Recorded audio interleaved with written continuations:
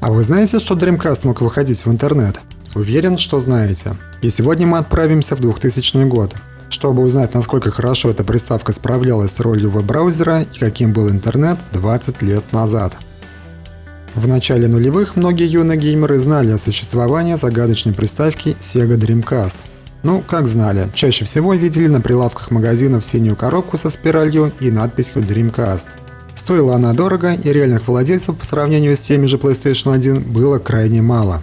Так как официально Dreamcast на территорию СНГ не поставлялся, то и такой агрессивной рекламной кампании ключевых особенностей консоли, как в той же Америке или Европе, у нас, конечно же, не было. Печатные издания говорили в основном об играх и не сильно широко освещали онлайн-возможности приставки. Но надо сказать, что российским геймерам повезло. К нам завозили именно европейскую версию приставки, которая комплектовалась 56-килобитным модемом, а не, например, бразильскую, которая была вообще без модема. На самом деле, для того времени это не имело особого значения, а сегодня его наличие избавляет как минимум от лишних поисков. Но в 2020 году возникает другая проблема. Модем есть, а телефонной сети уже нет. Мы, люди из будущего, хоть летающие машины еще не изобрели, но создать свой диал-ап-сервер вполне способны. Чтобы стать настоящим мамкиным провайдером, в общем-то, много не понадобится. Рассмотрим несколько способов поднятия сервера. Компактный и дешевый. Для дешевого способа придется скачать виртуальную машину VMware, раздобыть голосовой факс-модем, и если на компьютере отсутствует компорт, то найти USB-COM адаптер. Для компактного способа понадобится Raspberry Pi и модем Dell NW147. Но при отсутствии такового можно подключить и обычный модем из первого способа. И начнем, пожалуй, с дешевого варианта. Идем на Авито и ищем голосовой факс-модем. Обязательно, чтобы модем был именно голосовой и подключался по COM-порту. Иначе по незнанию можно нарваться на софтовый USB-модем, который для наших целей вообще не подойдет. В моем случае таковым модемом стал Acorps Printer 56K-X, купленный за 100 рублей. Перед созданием сервера решим еще одну задачу. Для соединения приставки с модемом потребуется имитация телефонной линии. Уважаемый Google предлагает сделать это вот так, или даже вот так. Не, ну кто так схемы рисует? Неужели нельзя было сделать вот так? Это уже моя интерпретация найденного художества. Суть схемы проста. Нехитрой манипуляцией с батарейками даем напряжение в сеть, чтобы модемы начали свою работу. Но городить колхоз из лапши навесного монтажа и дополнительного питания у меня особого желания не возникает. Поэтому сделаем этому модему небольшой тюнинг. Встроим эту схему сразу в корпус, а источником 18 вольт будет служить повышающий DC-DC преобразователь.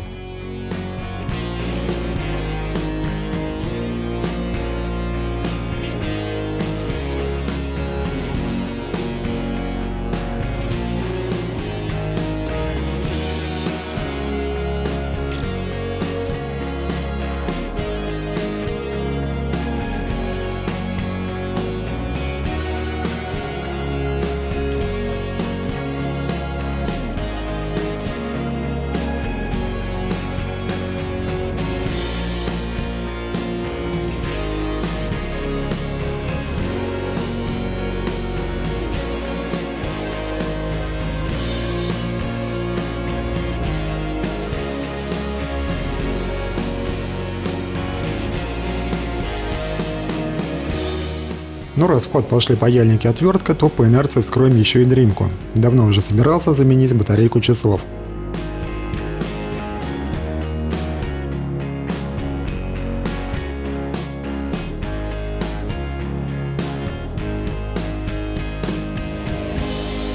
Точно такой же найти не удалось, но нашлась вот такая, которая должна встать практически как родная.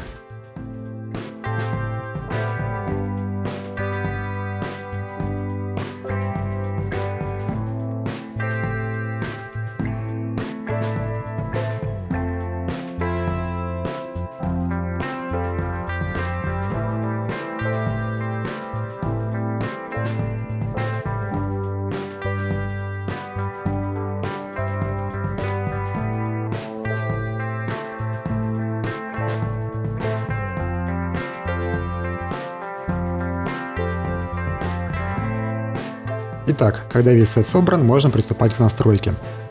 Качаем образ виртуальной машины и добавляем VMware. Теперь надо прокинуть компорт в виртуалку. Данная сборка Ubuntu не сильно свежая, и ее репозиторий весьма скуден, поэтому есть вероятность, что чип-ком адаптера она не увидит. Подключаем шнурок к компьютеру и убеждаемся, что он корректно определяется системой. Далее идем в настройки виртуалки и добавляем новый компорт. Включаем виртуальную машину и запускаем программу GNOME PPP, чтобы убедиться, что наш модем виден в системе.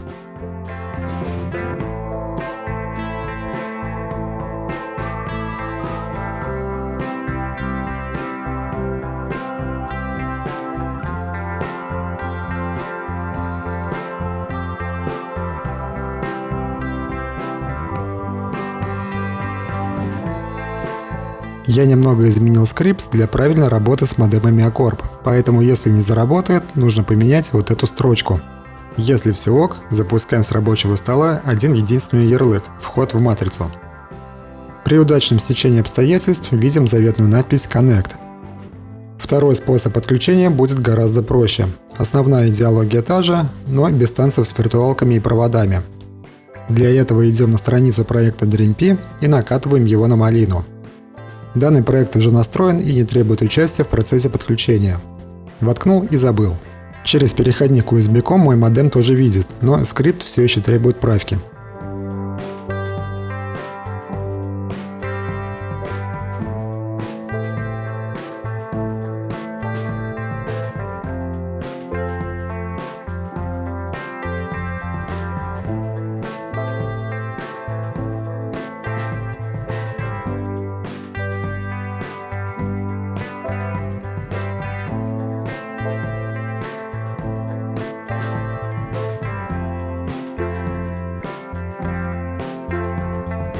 Ну, все, теперь приступаем к настройке Dreamcast. Запускаем браузер Planet Web и идем в настройки.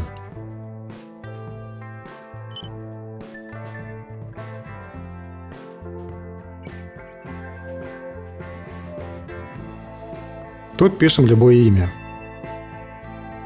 Имя пользователя Dream. Пароль Dreamcast. Номер дозвона 7 единичек. Все остальное оставляем по умолчанию. Сохраняем и пробуем соединиться.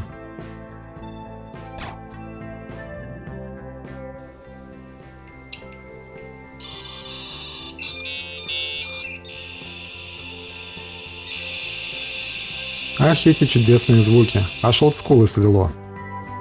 После десятка секунд общения модема с приставкой видим, что соединения установлены и можно продолжать исследование. В процессе записи видео я решил использовать другой браузер XDP. По сути, это сборник модифицированных Planet Web и DreamK. Была надежда на появление поддержки кириллицы, но чуда не случилось. Для начала попробуем проверить, на что годен этот браузер сегодня. Так, Google хоть с трудом, но открывается. О русскоязычных пользователях никто, конечно же, не подумал, поэтому кириллица показываться не будет, что очень даже печально. Ладно, пробежимся по другим популярным ресурсам. Как и ожидалось, на сегодняшний день браузер 20-летней давности представляет из себя довольно жалкое зрелище. Большинство сайтов давно перешли на защищенный протокол и по чистому HTTP пускать просто отказываются. В отличие от Dreamcast, прогресс не стоит на месте, и было бы наивно полагать, что приставка конца 90-х с 16 мегабайтами оперативной памяти будет нормально поедать все эти ваши HTML5, Ajax и прочие модные технологии. Но сейчас воспользуемся самой настоящей машиной времени, вернемся в 2000 год и посмотрим, каким мы могли бы увидеть интернет на этой приставке, когда она была флагманом консольного рынка. Doug Brown, похоже, снова ошибся десятилетием, поэтому вместо него нам поможет сервис thealtnet.com. Он представляет из себя прослойку с более простым интерфейсом для самого большого архива всего интернета и с минимальными усилиями позволяет заглянуть в историю интернета прошлых лет. Итак, с чего же начинается исследование интернета? Правильно, с поисковиков. И мы, как русскоязычные пользователи, воспользуемся Яндексом. А теперь внимание!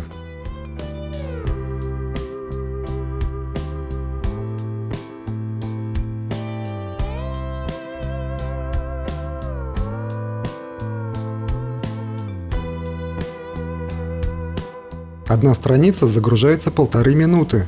1,5 минуты, мать его! Но это еще цветочки, и в этом мы убедимся на более тяжелых сайтах. При этом оплата интернета была почасовая, и час пребывания в сети стоил около 20 рублей. И все это было нормой для того времени. Повторюсь, что сейчас все работает на реальном железе и в точно таких же условиях, что и 20 лет назад. И что же мы видим? Ранее сервисы Яндекса, носившие довольно непривычное сегодня название, и довольно скромный дизайн за авторством дизайн-гения всея Руси Артемия Лебедева. Хотя меня почему-то не покидает чувство, что где-то я это уже видел. Да не, бред какой-то.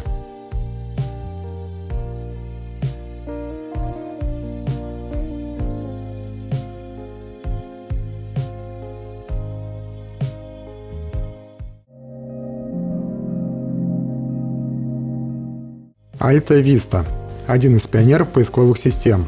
Поисковик был довольно популярным, пока не уступил свое место Google. Начал работу в 1995, но в 2003 ушел под крыло компании Yahoo. Дизайн довольно приятный, но меня не покидает чувство, что где-то это я уже видел. Да не, наверное, показалось.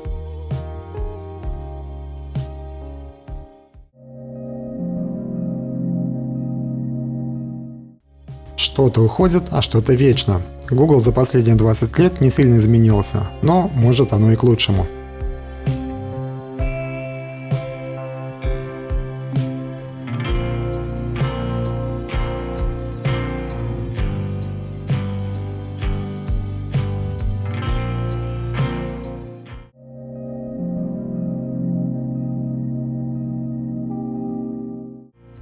Мы, как настоящие геймеры, хотим быть в курсе всех событий игровой сцены. Покупать ежемесячные журналы – это для слабаков, нам только свежие новости подавай. И, естественно, за новостями для Dreamcast идем на сайт Sega.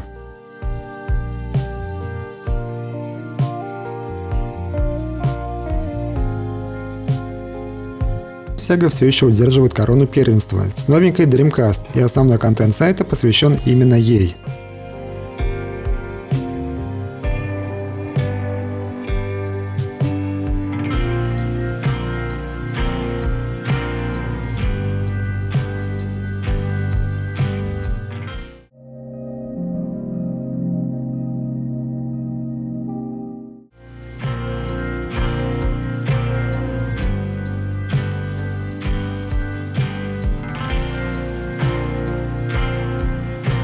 Начало нулевых было временем суровых баннеров. Показать большой баннер перед входом на основную страницу сайта было обычной практикой.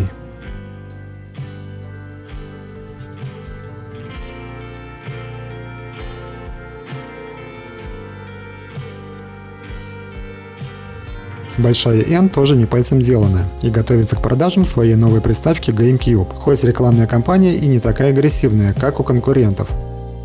Больший акцент сайта все еще идет на Nintendo 64.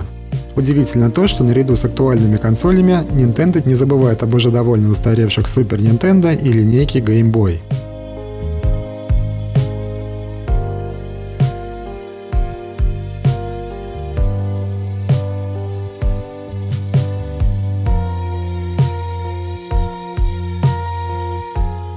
А вот ревью на кубик довольно-таки странный. Вместо технических аспектов авторы хвастают ее размерами. Да уж, японцы действительно странный народ.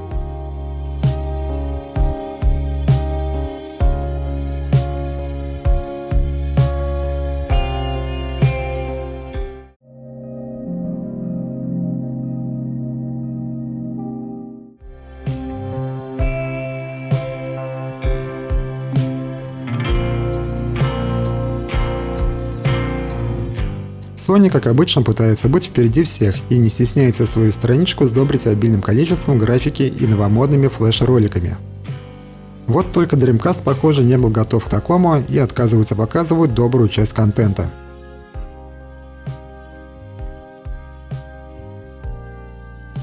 На январь 2000 года на сайте присутствуют материалы как по уходящей в историю PS1, так и по готовящейся к продажам PlayStation 2.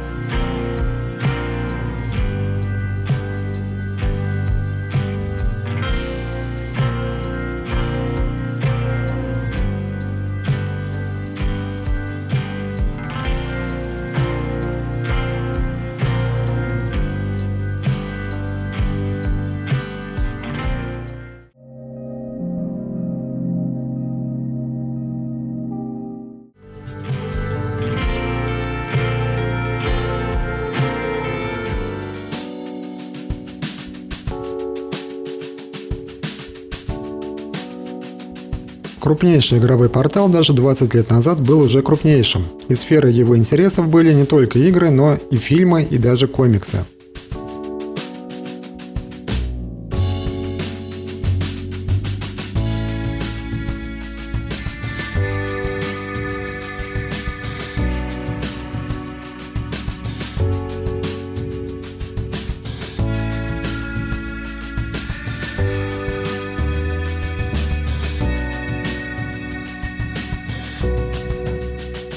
Раздел Dreamcast игр не был обделен в угоду другим консолям, и в ноябре 2000 года был живее всех живых.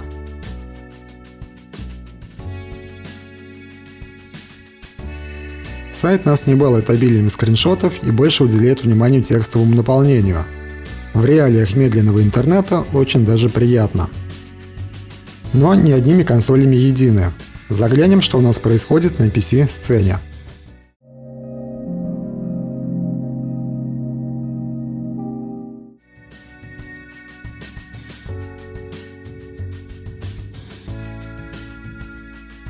Сайт журнала PC Gamer также не отличается большим количеством картинок и грузится довольно шустро.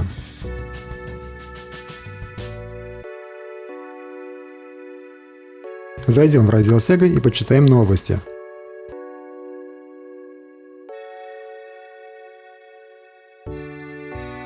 Что не игра, то хит. Новая и долгожданная часть Worms. Shenmue только выходит на прилавки. Но постойте, при чем тут PC?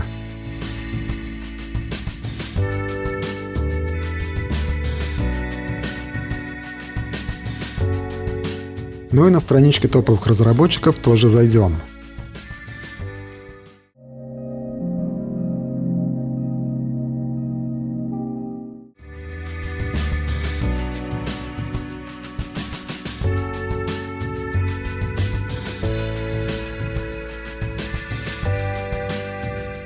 Легендарная Diablo 2 вышла совсем недавно, летом 2000 года. И понятное дело, что основной контент сайта посвящен именно этой игре.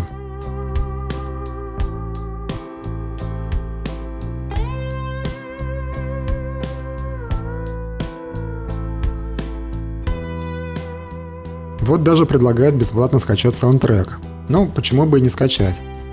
Уверен, что Близзардов часто вспоминали всякими словами, когда заходили на страницу Battle.net. При небольшом объеме полезной информации присутствует большое количество графических элементов, которые довольно долго загружаются.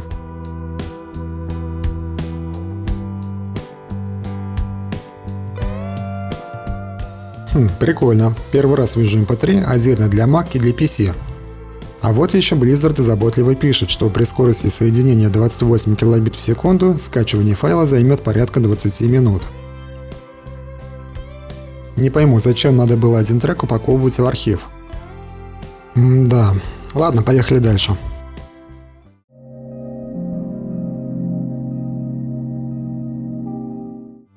У посетителей сайта создателей Quake должны быть стальные нервы, так как навигация сделана в виде графических кнопок, а центральная часть вообще анимированная.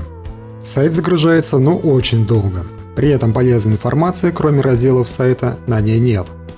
Но в разделах игр дается исчерпывающая информация об игре и ее полное описание. В целом сайт выглядит приятно и по нему хочется побродить подольше.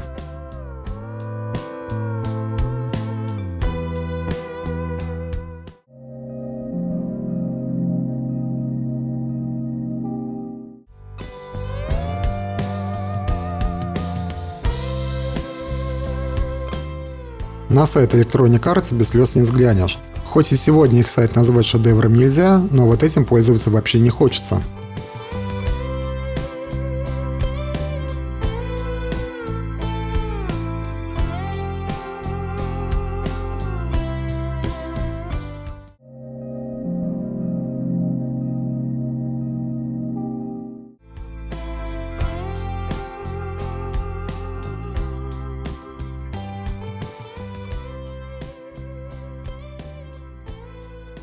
Страничка Capcom смотрится на 2 головы выше предыдущего сайта.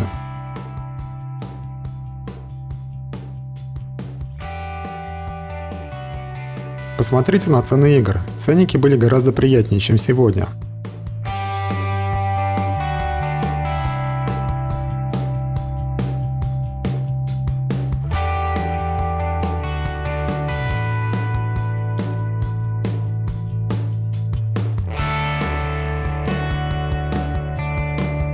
а вот по сайту особо не побродишь.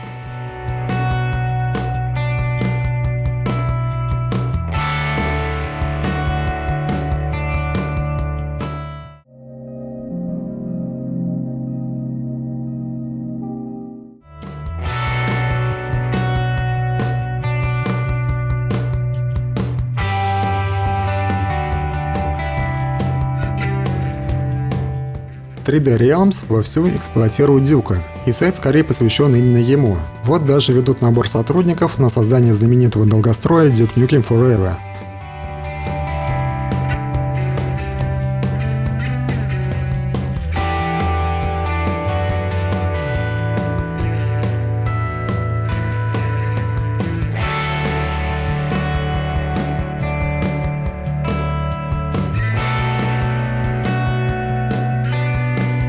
В разделе игр, кроме Дюка, можно обнаружить небольшое упоминание грядущего хита Max Payne. Хотя сами Remedy не особо сильно его рекламируют, и на сайт игры удалось зайти через несколько не очень заметных ссылок. Ну что сказать, сайт Max оформлен в комиксовой стилистике игры и гораздо интереснее, чем сайты обоих разработчиков.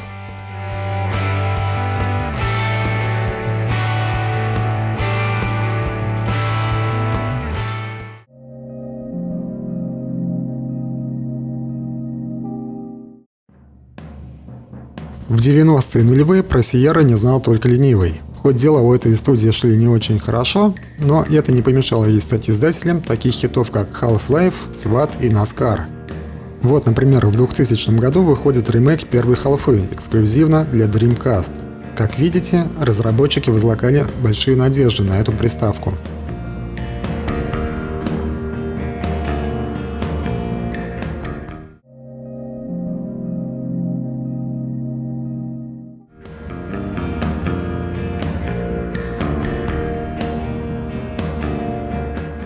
Батя попросил тебя взглянуть, когда там выйдет новая винда, и ты идешь на сайт мелкомягких. Как это ни странно, Microsoft в 2000 году продает линейку продуктов 2000, куда входят как офисные, так и серверные решения.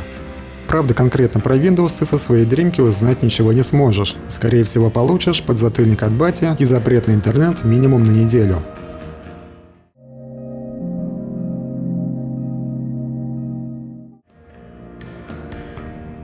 А как там поживает Apple? В 1999 году Apple все еще возлагает надежду на архитектуру PowerPC и не стесняется хвалить, что она мощнее, тише, быстрее и все прочее. Apple такой Apple.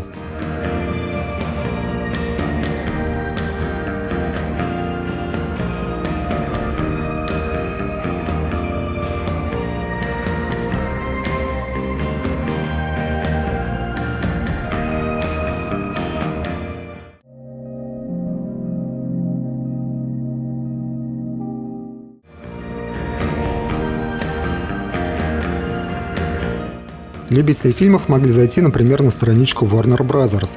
Очень приятный и оптимизированный сайт.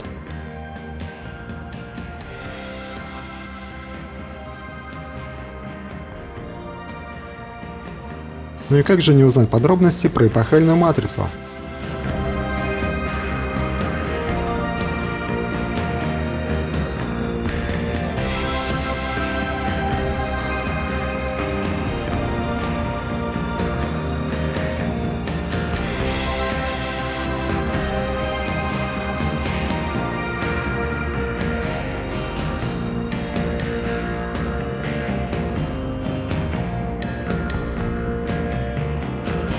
Кажется, матрица сломалась.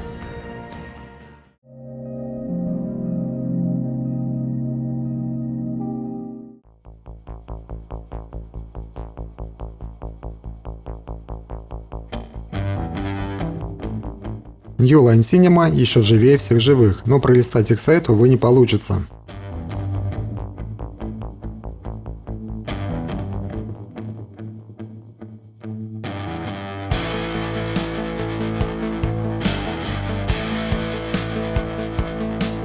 Охренеть, он почти запустил флеш-ролик, который грузился около 5 минут. Но почти не считается. Ладно, дадим еще один шанс и попробуем почитать о красавчике Фредди.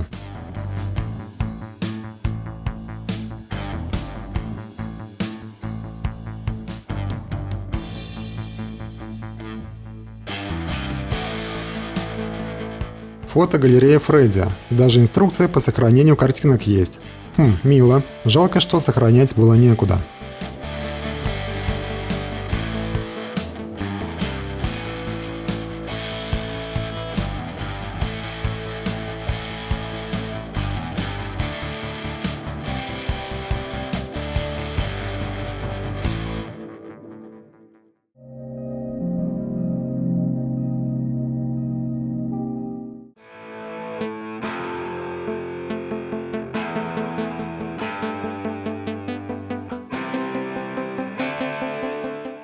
Мало того, что верстка едет, так еще пляшет как размеры шрифтов, так и графических элементов.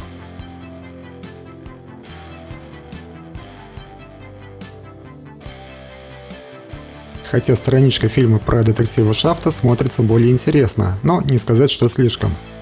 Тексты достаточно мелкие, цвет шрифтов трудно читается, да и в целом цветовая палитра подобрана плохо.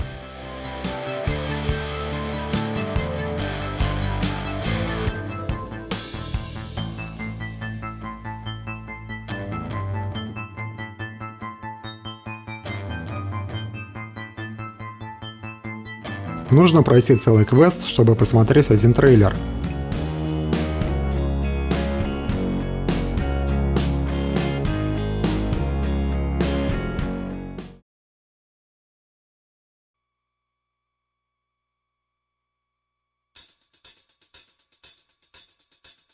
Охренеть, да на ней можно слушать MP3 прямо в браузере, правда без возможности сохранения, и один трек грузится довольно продолжительное время, но все же на Дримке можно это делать, круто.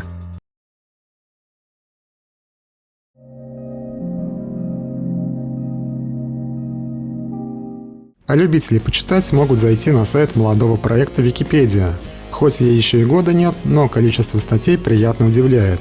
В целом весьма затруднительно сравнивать этот сайт с сегодняшней версией и давать какую-то оценку.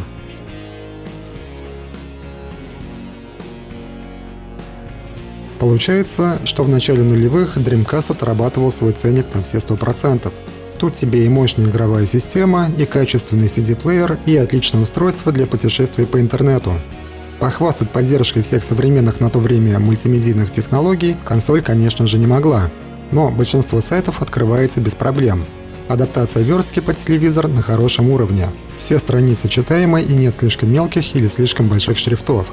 Жалко, что век Dreamcast был недолгим, и он стал последним гвоздем в гробу консольного бизнеса Sega. Когда я снимал видео для этого ролика, временами начал замечать, что тупо залипаю на исследование какого-нибудь сайта. И знаете, наблюдать, как менялся интернет, действительно интересно. В 2000 году он был абсолютно другим, с другими правилами, другими ценностями, другим отношением к контенту. После пары вечеров полного погружения в ту эпоху у меня остались смешанные эмоции. С одной стороны, все выглядит просто, топорно и медленно, но с другой стороны, как-то уютно и лампово. К дизайну сайта тех лет очень быстро привыкаешь, и они начинают производить совершенно другие впечатления. Благодарю всех, кто досмотрел этот ролик до конца, и если он вам понравился, буду рад вашему лайку. Всем пока!